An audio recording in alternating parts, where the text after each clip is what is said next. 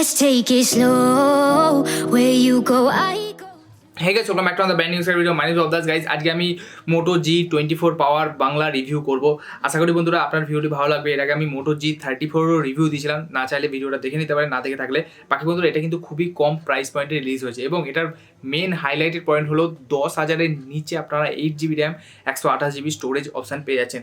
এছাড়া ফোনটা কিন্তু যথেষ্ট ভালো। তো চলুন বন্ধুরা ভিডিওটা স্টার্ট করা যাক। বাকি ভিডিওটি স্টার্ট করার একটা ছোট কথা, বন্ধুরা চ্যানেল নতুন হলে চ্যানেলটাকে অবশ্যই সাবস্ক্রাইব করে নোটিফিকেশন বেল আইকনটা প্রেস করে দেবেন। তো চলুন বন্ধুরা সবার প্রথম কথা বলা যাক বিল্ড কোয়ালিটি এবং ডিজাইন নিয়ে। তো বিল্ড কোয়ালিটির জন্য আপনারা পেছনে পেয়ে যাচ্ছেন প্লাস্টিক। অ্যাকচুয়ালি বন্ধুরা এটা প্লাস্টিক আর গ্লাসের সংমিশ্রণ, PMMA এটাকে বলা হয়। তো অনেকটা গ্লাসের মতন ফিলিংস পাবেন হাতে নিয়ে, বাট অ্যাকচুয়ালি কিন্তু এটা প্লাস্টিক। বন্ধুরা ক্যামেরা মডেলটা একটু ঢেউ খাওয়ানো টাইপের, খুব সুন্দর দেখতে, হাতে খুব ভালো গ্রিপও পান। ইনফ্যাক্ট বন্ধুরা যদি আমি কথা বলি এই ফোনটার ডিসপ্লে নিয়ে, তাহলে এই ফোনের মধ্যে 6.63 ইঞ্চেসের একটা HD+ প্যানেল পেয়ে যাচ্ছেন। এটা একটা LCD প্যানেল 90 হার্টজের এবং এর মধ্যে আপনারা 120 হার্টজের টাচ স্যাম্পলিং রেটও পেয়ে যাচ্ছেন। বাকি বন্ধুরা এর পিক ব্রাইটনেস হলো 563 নিটস। আউটডোরে খুব বেশি ভালো আমি বলবো না, বাট খারাপও নয়, ঠিকঠাক ভিজিবল আপনার হয়ে যাবে। ইনফ্যাক্ট বন্ধুরা চিন অ্যান্ড বেজেলসগুলো আপনারা দেখতে পাচ্ছেন খুব কিন্তু বড় নয়, ইনফ্যাক্ট পাঞ্চোলের সাপোর্টও কিন্তু দিয়েছে। কিন্তু বন্ধুরা যে জিনিসটা আমার খুব ভালো লাগলো, এই ফোনটার পিকচার কোয়ালিটি কিন্তু যথেষ্ট ভালো। ইনফ্যাক্ট আপনারা নেটফ্লিক্সেও HD+ এর সাপোর্ট পেয়ে যান। ইনফ্যাক্ট বন্ধুরা এই ফোনের মধ্যে আপনারা YY L1 এর সাপোর্টও পেয়ে যান, যার ফলে আপনারা যে কোনো OTT প্ল্যাটফর্মে ফুল HDতে স্ট্রিমিং বাগেরা তো করতেই পারবেন। বাট বন্ধুরা HDR কিন্তু সাপোর্ট করে না। ইনফ্যাক্ট এই বাজেটে ওয়ান অফ দ্য মতলব একটাই ফোন যেটার মধ্যে আমরা ডুয়াল স্টেরিও স্পিকারসের সাপোর্ট পেয়ে যাই উইথ ডলবি অ্যাটমস। মোটোরোলা মানে করে দেখিয়েছে বন্ধুরা, এই বাজেটে কোনো ফোন দেয় না, বাট মোটোরোলার এই ফোনটার মধ্যে আপনারা ডুয়াল স্টেরিও স্পিকারসের সাপোর্ট পেয়ে যান। নিচের দিকে রয়েছে এবং ইয়ারপিসটাকে একটা সেকেন্ডারি স্পিকার হিসেবে ইউজ করা হয়েছে। বাকি একটা জিনিস ভালো লাগলো, এই ফোনের মধ্যে কিন্তু আপনারা ট্রিপল স্লটও পেয়ে যাচ্ছেন, মানে দুটো সিম কার্ড এবং একটা SD কার্ড লাগাতে পারবেন। এছাড়া বন্ধুরা এই ফোনের মধ্যে রয়েছে সাইড মাউন্টেড ফিঙ্গারপ্রিন্ট সেন্সার, যেমনটি দেখতে পাচ্ছেন পাওয়ার বাটনটাই ফিঙ্গারপ্রিন্ট সেন্সারে কাজ করে, যথেষ্ট ভালো এবং ফাস্ট যেমনটি দেখতে পাচ্ছেন, এবং অ্যাকুরেটও 10-এর মধ্যে 9 বার ইজিলি খুলে ফেলে। বাকি বন্ধুরা যদি আমি কথা বলি কানেক্টিভিটি নিয়ে, এই ফোনটা কিন্তু 4G ডিভাইস, 5G নয়। হ্যাঁ বন্ধুরা, বাট 4G+ এর সাপোর্ট আপনারা পেয়ে যান। ক্যারিয়ার অ্যাগ্রিগেশন রয়েছে, ব্লুটুথ 5.0 রয়েছে। এছাড়া বন্ধুরা কল ড্রপ বগেরা আমি এই ফোনটার মধ্যে কোথাও ফেস অ্যাক্ট খুব একটা বেশি করিনি। ইনফ্যাক্ট এই কোশ্চেনটাও আমাকে খুবই করে লোকে, যে কল রেকর্ড করলে সাউন্ড অ্যানাউন্সমেন্ট হয় কি হয় না। বন্ধুরা এই ফোনের মধ্যে কিন্তু আপনারা গুগল ডায়ালার পেয়ে যাচ্ছেন, যার ফলে কল রেকর্ডিং করলে সাউন্ড বা অ্যানাউন্সমেন্ট কিন্তু হয়। এটা একটা স্টক অ্যান্ড্রয়েড দিয়েছে, তাই গুগল ডায়ালার আপনারা পাচ্ছেন এই ফোনটার মধ্যে।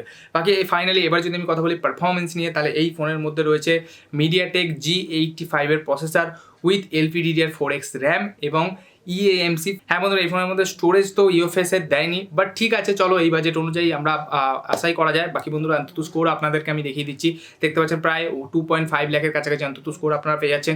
ইনফ্যাক্ট CPU থ্রটলিং টেস্টও করা হয়েছে, দেখতে পাচ্ছেন CPU থ্রটেলও করে না খুব বেশি, তো এইসব দিকে খুব ভালো। বাকি মোটামুটি রেগুলার ইউসেজে আপনার ডে টু ডে মাল্টিটাস্কিং খুব একটা বেশি অসুবিধা হবে না, বাট হেভি টাস্ক করলে একটু প্রবলেম আসতে পারে। ইনফ্যাক্ট বন্ধুরা গেমিংয়ের ক্ষেত্রেও কিন্তু খুব ভালো পারফরমেন্স আপনারা পেয়ে যাচ্ছেন এই বাজেটের মধ্যে, স্পেশালি 8GB র্যাম পেয়ে যাচ্ছেন এই বাজেটে।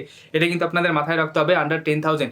বাকি বন্ধুরা দেখতে পাচ্ছেন যদি গেমিং সেটিং আপনাদের দেখায়, তাহলে দেখতে পাচ্ছেন হাই সেটিংয়ে কিন্তু আপনারা BGMI অথবা যে কল অফ ডিউটি আছে সেগুলোকেও খেলতে পারবেন। এটা দেখে আমার খুবই ভালো লাগলো, এই বাজেটে কিন্তু খুব ভালো পারফরমেন্স, গেমিং পারফরমেন্সও আপনারা পেয়ে যাচ্ছেন।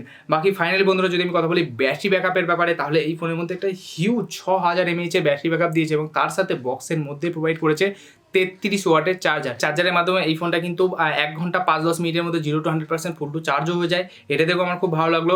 এবং বন্ধুরা যদি আমি কথা বলি ব্যাটারি ব্যাকআপের, তাহলে ব্যাটারি ব্যাকআপ তো অসাধারণ। এই ফোনের মধ্যে আপনারা একদিনের বেশি ব্যাটারি ব্যাকআপ ইজিলি পেয়ে যাবেন, অথবা একদিন তো যদি হেভি ইউজার হন তাহলে একদিন তো পেয়েই যাবেন। বাকি ফাইনালি বন্ধুরা যদি আমি কথা বলি UI এবং আপডেটসের ব্যাপারে, তাহলে দেখুন UI নিয়ে তো Android 14 out of the box দিয়েছে, এই বাজেটে Android 14 দিচ্ছে, যেটা থেকে আমার খুবই ভালো লাগলো।